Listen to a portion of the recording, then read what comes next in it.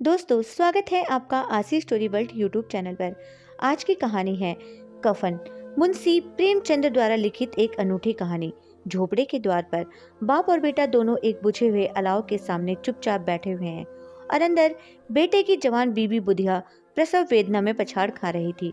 रह रहकर उसके मुंह से ऐसी दिल दहला देने वाली आवाज निकलती थी कि दोनों कलेजा थाम लेते थे। जाड़ों की रात थी, प्रकृति सन्नाटे में डूबी हुई, सारा गांव अंधकारलय हो गया था। घीसू ने कहा, मालूम होता है बचेगी नहीं, सारा दिन दौड़ते हो गया, जा देख तो आ। माधव चिढ़कर बोला, मरना ही है तो जल्दी मर क्यों नहीं जाती, देख कर क्या करूं। तू बड़ा बेदर्द है बे, साल भर जिसके साथ सुख चैन से रहा उसी के साथ इतनी बेवफाई। तो मुझसे तो उसका तड़पना और हाथ पांव पटकना नहीं देखा जाता। चमारों का कुनबा था और सारे गांव में बदनाम घीसू एक दिन काम करता तो 3 दिन आराम करता। माधव इतना कामचोर था कि आध घंटे काम करता तो घंटे भर चिलम पीता, इसलिए उन्हें कहीं मजदूरी नहीं मिलती थी। घर में मुट्ठी भर अनाज मौजूद हो तो उनके लिए काम करने की किस्म थी। जब 2-4 फाके हो जाते तो घीसू पेड़ पर चढ़कर लकड़ियां तोड़ लाता और माधव बाजार में बेच लाता, और जब तक वह पैसे रहते दोनों इधर उधर मारे मारे फिरते। गांव में काम की कमी न थी, किसानों का गांव था, मेहनती आदमी के लिए 50 काम थे। मगर इन दोनों को उसी वक्त बुलाते जब 2 आदमियों से एक का काम पाकर भी संतोष कर लेने के सिवा और कोई चारा ना होता। अगर दोनों साधु होते तो उन्हें संतोष और धैर्य के लिए संयम और नियम की बिल्कुल जरूरत न होती। यह तो इनकी प्रकृति थी, विचित्र जीवन था इनका। घर में मिट्टी के 2-4 बर्तन के सिवा कोई संपत्ति नहीं थी। फटे चीथड़ों से अपनी नंगता को ढाके हुए जिए जाते थे, संसार की चिंताओं से मुक्त, कर्ज से लदे हुए, गालियां भी खाते मार भी खाते, मगर कोई गम नहीं। दीन इतने कि वसूली की बिल्कुल आशा न रखने पर भी लोग इन्हें कुछ न कुछ कर्ज दे देते थे। मटर आलू की फसल में दूसरों के खेतों से मटर या आलू उखाड़ लाते और भून भान कर खा लेते, या 10-5 ऊख उखाड़ लेते और रात को चूसते। घीसू ने इसी आकाशवृत्ति से 60 साल की उम्र काट दी और माधव भी सपूत बेटे की तरह बाप के ही पद चिन्हों पर चल रहा था, बल्कि उसका नाम और भी उजागर कर रहा था। इस वक्त भी दोनों अलाव के सामने बैठकर आलू भून रहे थे, जो कि किसी खेत से खोद लाए थे। घीसू की स्त्री का तो बहुत दिन हुए देहांत हो गया था। माधव का ब्याह पिछले साल हुआ था। जब से यह औरत आई थी उसने इस खानदान में व्यवस्था की नींव डाली थी और इन दोनों बेगैरतों का 2 जग भरती रहती थी। जब से वह आई यह दोनों भी आराम तलब हो गए थे, बल्कि कुछ अकड़ने भी लगे थे। कोई कार्य करने को बुलाता तो निब्राज भाव से दुगनी मजदूरी मांगते। वही औरत आज प्रसव वेदना से मर रही थी और यह दोनों बस इसी इंतजार में थे कि वह मर जाए तो आराम से सोए। घीसू ने आलू निकालकर छीलते हुए कहा, जाकर देख तो क्या दशा है उसकी, चुड़ैल का फिसाद होगा और क्या, यहाँ तो ओझा भी 1 रुपया मांगता है। माधव का भय था कि वह कोठरी में गया तो घीसू आलूओं का बड़ा भाग साफ कर देगा। बोला, मुझे वहां जाते डर लगता है। डर किस बात का, मैं तो यही हूँ, तो तुम ही जाकर देखो। मेरी औरत जब मरी थी तो मैं 3 दिन तक उसके पास से हिला तक नहीं, और फिर मुझसे लजाएगी कि नहीं, जिसका कभी मुंह नहीं देखा आज उसका उगड़ा हुआ बदन देखूं, उसे तन की सुध भी तो ना होगी। मुझे देख लेगी तो खुलकर हाथ पैर भी ना पटक सकेगी। मैं सोचता हूँ कोई बाल बच्चा हुआ तो क्या होगा, सोंठ गुड़ तेल कुछ भी तो नहीं घर में, सब कुछ आ जाएगा भगवान दे तो। जो लोग अभी 1 पैसा नहीं दे रहे हैं वह ही कल बुलाकर रुपए देंगे। मेरे 9 लड़के हुए, घर में कभी कुछ ना था, मगर भगवान ने किसी न किसी तरह बेड़ा पार ही लगाया।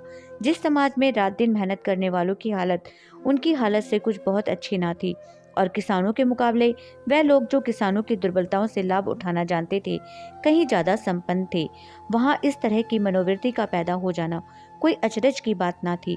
हम तो कहेंगे घीसू किसानों से कहीं ज्यादा विचारमान था, और किसानों के विचार शून्य समूह में शामिल होने के बदले बैठकबाजों की कुत्सित मंडली में जा मिला था।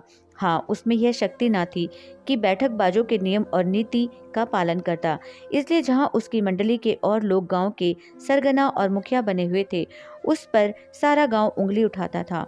फिर भी उसे यह तसल्ली तो थी कि अगर वह फटे हाल है तो कम से कम उसे किसानों की सी जी तोड़ मेहनत तो नहीं करनी पड़ती, और उसकी सरलता और निहरता से दूसरे लोग बेजा फायदा तो नहीं उठाते। दोनों आलू निकाल निकाल कर जलते जलते खाने लगे। कल से कुछ नहीं खाया था, इतना सब्र न था कि ठंडा हो जाने दें। कई बार दोनों की जबानें जल गई। छिल जाने पर आलू का बाहरी हिस्सा जबान, हलक और तालू को जला देता था, और उस अंगारे को मुंह में रखने से ज्यादा खैरियत इसी में थी कि वह अंदर पहुंच जाए। वहाँ उसे ठंडा करने के लिए काफी सामान थे, इसलिए दोनों जल्द जल्द निकल जाते। हालांकि इस कोशिश में उनकी आंखों से आंसू निकल आते। घीसू को उस वक्त ठाकुर की बारात याद आई जिसमें 20 साल पहले बह गया था। उस दावत में उसे जो तृप्ति मिली थी वह उसके जीवन में एक याद रखने लायक बात थी और आज भी उसकी याद ताजा थी। वह बोला, भोज नहीं भूलता। तब से फिर उस तरह का खाना और भर पेट नहीं मिला। लड़की वालों ने सबको भर पेट पूड़ियाँ खिलाई थी। सबको, छोटे बड़े, सबने पूड़ियाँ खाई और असली घी की चटनी, रायता, 3 तरह के सूखे साग, एक रसेदार तरकारी, दही, चटनी, मिठाई। अब क्या बताऊं कि उस भोज में क्या स्वाद मिला। कोई रोक टोक नहीं थी, जो चीज चाहो मांगो, जितनी चाहो खाओ। लोगों ने ऐसा खाया कि किसी से पानी न पिया गया। मगर परोसने वाले हैं कि पत्तल में गरम गरम गोल गोल सुवासित कचौड़ियाँ डाल देते हैं। मना करते हैं कि नहीं चाहिए। पत्तल पर हाथ रोके हुए हैं, मगर वह है कि दिए जाते हैं। और जब सबने मुंह धो लिया तो पान इलायची भी मिली, मगर मुझे पान लेने की कहाँ सुधी थी। खड़ा हुआ न जाता था। चटपट जाकर अपने कंबल पर लेट गया। ऐसा दिल दरियाव था वह ठाकुर। माधव ने इन पदार्थों का मन ही मन मजा लेते हुए कहा, अब हमें कोई ऐसा भोज नहीं खिलाता। अब कोई क्या खिलाएगा, वह जमाना दूसरा था। अब तो सबको किफायत सूझती है। शादी ब्याह में मत खर्च करो, क्रियाक्रम में मत खर्च करो। पूछो, गरीबों का माल बटोर बटोर कर कहाँ रखोगे। बटोरने में तो कोई कमी नहीं है, हाँ खर्च में किफायत सूझती है। तुमने एक 20 पूरियां खाई होंगी, 20 से ज्यादा खाई थी। मैं 50 खा जाता। 50 से कम मैंने ना खाई होंगी। अच्छा पका था, तू तो मेरा आधा भी नहीं है। आलू खाकर दोनों ने पानी पिया और वहीं अलाव के सामने अपनी धोतियां ओढ़कर पांव पेट में डाले सो रहे थे, जैसे 2 बड़े बड़े अजगर गिंडलुआ मारे पड़े हों। और बुधिया अभी तक करहा रही थी। सवेरे माधव ने कोठरी में जाकर देखा तो उसकी स्त्री ठंडी हो गई थी। उसके मुंह पर मक्खियां भिनक रही थी। पथराई हुई आंखें ऊपर टंगी हुई थी। सारी देह धूल से लथपथ हो रही थी। उसके पेट में बच्चा मर गया था। माधव भागा हुआ घीसू के पास आया। फिर दोनों जोर जोर से हाय हाय करने और छाती पीटने लगे। पड़ोस वालों ने यह रोना धोना सुना तो दौड़े हुए आए और पुरानी मर्यादा के अनुसार इन अभागों को समझाने लगे। मगर ज्यादा रोने पीटने का अवसर ना था। कफन की और लकड़ी की फिक्र करनी थी। घर में तो पैसा इस तरह गायब था जैसे चील के घोंसले में मांस। बाप बेटे रोते हुए गांव के जमींदार के पास गए। वह इन दोनों की सूरत से नफरत करते थे। कई बार इन्हें अपने हाथों से पीट चुके थे। चोरी करने के लिए, वादे पर, काम पर न आने के लिए। पूछा, क्या है बे घिसुआ, रोता क्यों है? अब तो तू कहीं दिखलाई भी नहीं देता। मालूम होता है इस गांव में रहना नहीं चाहता। घीसू ने जमीन पर सिर रखकर आंखों में आंसू भरे हुए कहा, सरकार बड़ी विपत्ति में हूँ। माधव की घरवाली रात को गुजर गई। रात भर तड़पती रही सरकार। हम दोनों उसके सिरहाने बैठे रहे। दवा दारू जो कुछ हो सका सब कुछ किया। मुद्दा वह हमें दगा दे गई। अब कोई एक रोटी देने वाला भी ना रहा। मालिक तबाह हो गए, घर उजड़ गया। आपका गुलाम हूँ। अब आपके सिवा कौन उसकी मिट्टी पार लगाएगा। हमारे हाथ में तो जो कुछ था वह सब तो दवा दारू में उठ गया। सरकार ही की दया होगी तो उसकी मिट्टी उठेगी। आपके सिवा किसके द्वार पर जाऊं? जमींदार साहब दयालु थे, मगर घीसू पर दया करना काले कंबल पर रंग चढ़ाना था। जी में तो आया, कह दे चल दूर हो जा यहाँ से। यूं तो बुलाने से भी नहीं आता। आज जब गरज पड़ी तो आकर खुशामद कर रहा है। हराम खोर कहीं का बदमाश। लेकिन यह क्रोध या दंड देने का अवसर ना था। जी में कुड़ते हुए 2 रुपए निकालकर फेंक दिए, मगर 57 का एक शब्द भी मुंह से ना निकाला। उसकी तरफ ताका तक नहीं, जैसे सिर का बोझ उतारा हो। जब जमींदार साहब ने 2 रुपए दिए तो गांव के बनिए महाजनों को इनकार का साहस कैसे होता। घीसू जमींदार के नाम का ढिंडोरा भी पीटना जानता था। किसी ने 2 आने दिए, किसी ने 4 आने। 1 घंटे में घीसू के पास 5 रुपए की अच्छी रकम जमा हो गई। कहीं से अनाज मिल गया, कहीं से लकड़ी, और दोपहर को घीसू और माधव बाजार से कफन लाने चले। इधर लोग बांस वांस काटने लगे। गांव की नर्म दिल स्त्रियां आ आकर लाश देखती और उसकी बेकसी पर 2 बूंद आंसू गिराकर चली जाती थी। बाजार में पहुंचकर घीसू बोला, लकड़ी तो उसे जलाने भर को मिल गई है। क्यों माधव? माधव बोला, हाँ, लकड़ी तो बहुत है, अब कफन चाहिए, तो चलो कोई हल्का सा कफन ले लें। हाँ, और क्या, लाश उठाते उठाते रात हो जाएगी। रात को कफन कौन देखता है? कैसा बुरा रिवाज है कि जिसे जीते जी तन ढकने को चीथड़ा भी ना मिले, उसे मरने पर नया कफन चाहिए। कफन लाश के साथ जल ही तो जाता है, और क्या रखा रहता है। यही 5 रुपए पहले मिलते तो कुछ दवा दारू कर लेते। दोनों एक दूसरे के मन की बात ताड़ रहे थे। बाजार में इधर उधर घूमते रहे, कभी इस बजाज की दुकान पर गए, कभी उसकी दुकान पर। तरह तरह के कपड़े, रेशमी और सूती देखे, मगर कुछ जचा नहीं। यहाँ तक कि शाम हो गई, तब दोनों न जाने किस देवी प्रेरणा से एक मधुशाला के सामने जा पहुँचे और जैसे किसी पूर्व निश्चित व्यवस्था से अंदर चले गए। वहां जरा देर तक दोनों असमंजस में खड़े रहे। फिर घीसू ने गद्दी के सामने जाकर कहा, साहू जी, एक बोतल हमें भी देना। उसके बाद कुछ चिखोना आया, तली हुई मछली आई और दोनों बरामदे में बैठकर शांतिपूर्वक पीने लगे। कई कुंजियां तबातोड़ पीने के बाद दोनों सरूर में आ गए। घीसू बोला, कफन लगाने से क्या मिलता, आखिर जल ही तो जाता, कुछ बहू के साथ तो ना जाता। माधव आसमान की तरफ देखकर बोला, मानो देवताओं को अपनी निष्पापता का साक्षी बना रहा हो। दुनिया का दस्तूर है, नहीं तो लोग बाभनों को हजारों रुपए क्यों दे देते। कौन देखता है परलोक में मिलता है या नहीं। बड़े आदमियों के पास धन है, फूके, हमारे पास फूकने को क्या है। लेकिन लोगों को क्या जवाब दोगे? लोग पूछेंगे नहीं कफन कहाँ है। घीसू हंसा, अबे कह देंगे कि रुपए कमर से खिसक गए, बहुत ढूंढा, मिले नहीं। लोगों को विश्वास न आएगा, लेकिन फिर वही रुपए देंगे।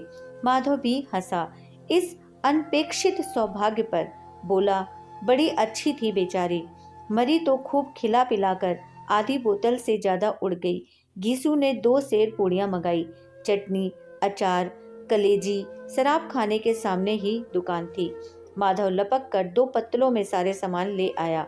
पूरा 1.5 रुपया खर्च हो गया, सिर्फ थोड़े से पैसे बच रहे थे। दोनों इस वक्त इस सान में बैठे पूड़ियां खा रहे थे, जैसे जंगल में कोई शेर अपना शिकार उड़ा रहा हो।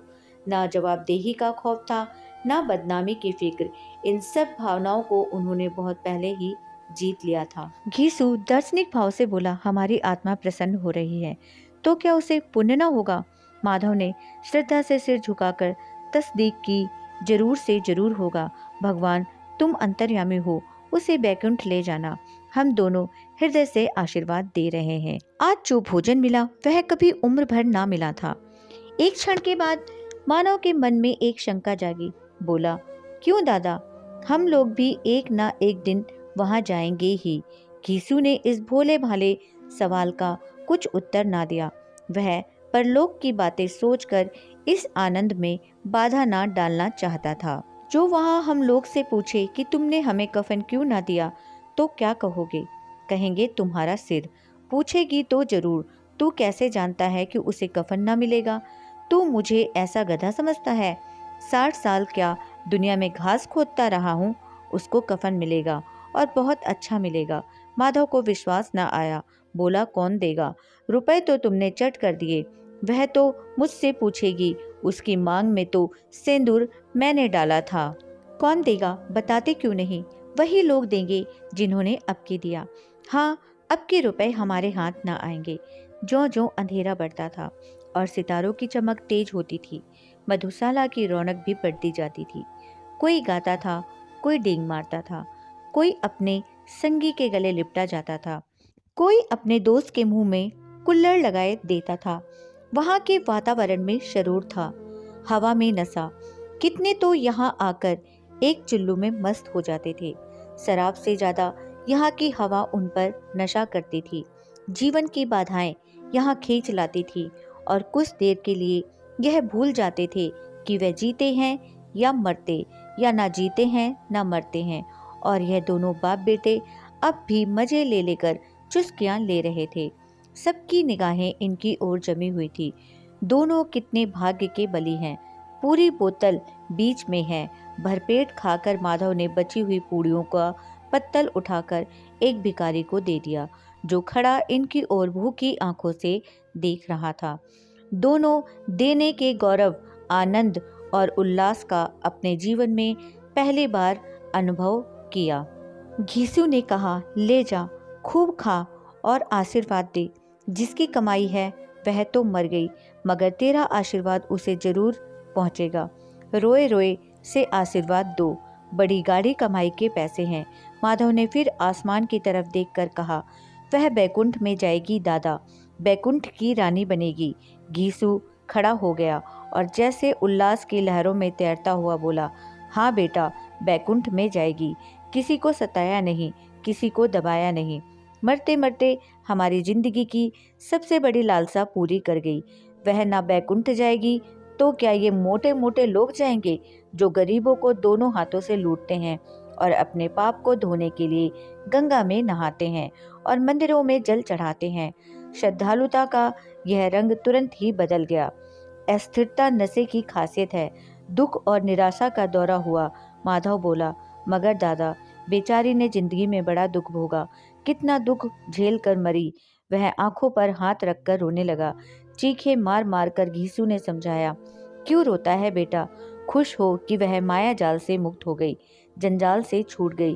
बड़ी भाग्यवान थी जो इतनी जल्द मोह माया के बंधन तोड़ दिए। और दोनों खड़े होकर गाने लगे, थकनी क्यों नैना झमकावे, थकनी पेकड़ों की आंखें इनकी ओर लगी हुई थी और यह दोनों अपने दिल में मस्त गाए जाते थे। फिर दोनों नाचने लगे, उछले भी, कूदे भी, गिरे भी, मटके भी, भाव भी बताए, अभिनय भी किए और आखिर नशे में मदमस्त होकर वहीं गिर पड़े। दोस्तों, यह थी हमारी आज की कहानी। उम्मीद करती हूँ आपको पसंद आई होगी। आपका क्या कहना है इस कहानी के बारे में, हमें कमेंट करके जरूर बताएं। वीडियो को लाइक करके चैनल को सब्सक्राइब करना मत भूलिएगा प्लीज़। मेरा चैनल नया है, मुझे सपोर्ट कीजिए। आपका कीमती समय देने के लिए दिल से शुक्रिया।